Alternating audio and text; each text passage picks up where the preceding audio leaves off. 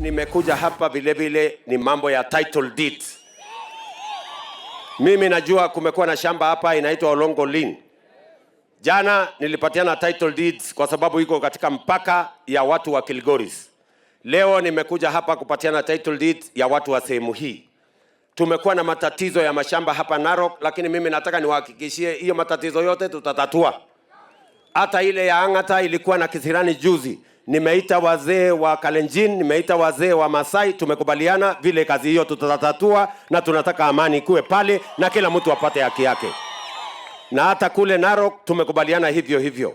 Na hata hapa Oldekesi tunaenda leo, tunataka tuhakikishe wale wanagombana pale, tunaenda pia kunyorosha watu wa Narok West. Kwa sababu tunataka kila mwananchi apate hati miliki ya mahali anaishi, ndio hawe na uhakikisho ya kwamba hapo ni kwake, waendelee na kujenga taifa letu la Kenya. Na mimi nataka niwashukuru sana jameni watu wa Narok.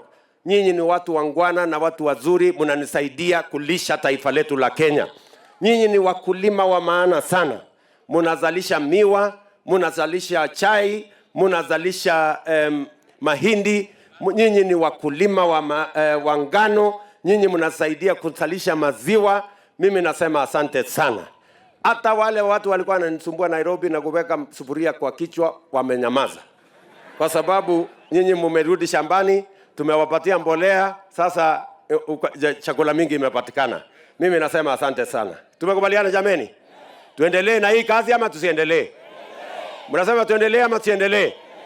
Wale wanasema tuendelee na hiyo kazi nione kwa mkono.